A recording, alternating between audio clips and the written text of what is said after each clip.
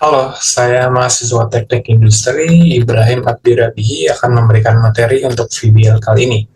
Pernah nggak sih kamu dengar istilah intermittent fasting atau yang biasa disingkat IF? Belakangan ini, istilah IF ini makin sering muncul, entah dari obrolan teman, klinik gizi, atau media sosial. Tapi sebenarnya IF itu apa sih? Dan kenapa banyak orang, termasuk para ilmuwan, mulai meliriknya? Di video ini kita bakal bahas tuntas dari awal. Oke, di sini ada tiga learning object. Yang pertama ini mempelajari konsep intermittent fasting, kedua memahami konsep autophagy, dan ketiga menganalisis manfaat intermittent fasting dan autophagy. Jadi IF itu apa sih? Simpelnya itu IF adalah pola makan yang atur kapan kamu boleh makan dan kapan kamu berpuasa. Bukan soal kamu harus makan apa, tapi soal jam berapa piringmu boleh diisi. Selama periode puasa, kamu berhenti atau hampir berhenti total dari makanan dan minuman berkalori. Tapi tenang, air putih, teh tanpa gula, kopi tanpa gula masih boleh. Karena yang terpenting itu bebas kalori. Nah, metode yang paling populer adalah metode 16/8. Artinya, puasa selama 16 jam, lalu makan dalam jendela 8 jam. Misalnya, kamu makan pertama jam 12 siang, terakhir jam 8 malam. Maka dari jam 8 malam sampai jam 12 siang, besoknya itu waktu puasa kamu. Kedengarannya panjang, tapi sebagian besar waktunya dihabiskan untuk tidur, jadi nggak seserem kedengarannya. Yang bikin IF beda dari diet biasa adalah diet konvensional ngatur apa yang kamu makan. Sementara IF mengatur kapan kamu makan. Makanya banyak orang ngerasa IF lebih fleksibel dan para peneliti pun makin tertarik mendalami potensinya untuk menjaga kesehatan metabolik secara alami. Oke, kita masuk secara fisiologi. Sekarang bagian serunya, apa yang sebenarnya terjadi di dalam tubuh saat kamu IF. Jadi gini, setiap kali kamu makan, tubuhmu sibuk mencerna makanan, memecah nutrisi, menyerap gula, memproduksi insulin. Nah, saat kamu berpuasa, tubuh akhirnya punya waktu istirahat dari proses pencernaan itu. Dan ketika nggak ada asupan dari luar, tubuh mulai mencari bahan bakar dari cadangannya sendiri, yaitu lemak yang tersimpan di tubuhmu. Proses pembakaran lemak ini meningkat dan tubuh jadi lebih efisien menggunakannya sebagai sumber energi. Banyak penelitian menunjukkan IF punya beragam manfaat buat kesehatan, mulai dari berat badan, gula darah, sampai fungsi organ. Tapi perlu diingat ya, efeknya bisa berbeda-beda, tergantung kondisi kesehatan masing-masing orang dan cara penerapannya. Jadi kalau kamu punya kondisi medis tertentu, sebaiknya diskusiin dulu sama tenaga kesehatan sebelum mulai IF. Nah, sekarang kita sampai di bagian yang paling menarik secara ilmiah. Salah satu alasan IF jadi topik riset yang panas adalah kaitannya dengan sebuah proses yang namanya autofagi. Autofagi ini adalah kemampuan sel untuk membersihkan dirinya sendiri, membongkar dan mendaur ulang bagian-bagian sel yang udah rusak atau nggak terpakai lagi. Proses ini mulai dikenal luas di dunia sains ketika ilmuwan Jepang bernama Yoshinori Ohsumi berhasil mengungkap bagaimana autofagi bekerja di tingkat molekuler. Melalui penelitiannya pada sel pagi, atas penemuan revolusioner ini, beliau dianugerahi Nobel Fisiologi atau Kedokteran pada tahun 2016. Dan ternyata, kondisi puasa seperti ini yang terjadi saat IF terbukti bisa memicu dan mengaktifkan proses autofagi. Itulah kenapa IF nggak cuma dilihat sebagai cara diet atau ngatur gula darah, tapi juga sebagai pola makan yang punya potensi untuk meremajakan sel dan mendukung kesehatan jangka panjang. Tentu saja dengan catatan diterapkan secara bijak sesuai kondisi tubuh masing-masing. Oke, kita fokus dulu ke autofagi, karena ini kunci dari segalanya. Kata autofagi ini berasal dari bahasa Yunani. Auto artinya diri sendiri, dan fagi artinya memakan.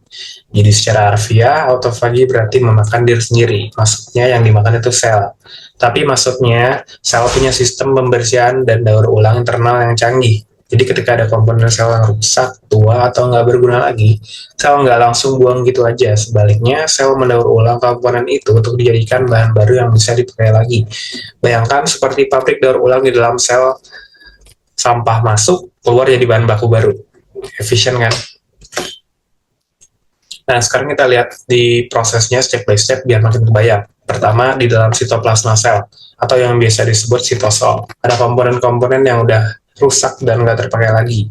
Kedua, komponen-komponen itu mulai dibungkus oleh lapisan membran khusus. membentuk struktur kantong yang namanya autofagosoma. Bayangin kayak plastik pembungkus yang ngelilingin sampah sel. Ketiga, autofagosoma ini bergerak menuju bagian khusus sel yang disebut vakuola, semacam pabrik pengolah di dalam sel.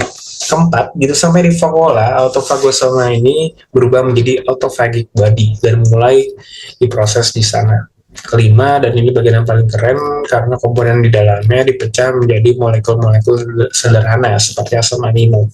Dan molekul-molekul ini kemudian didaur ulang untuk digunakan kembali oleh sel sebagai bahan bakar atau bahan pembangunan sel baru.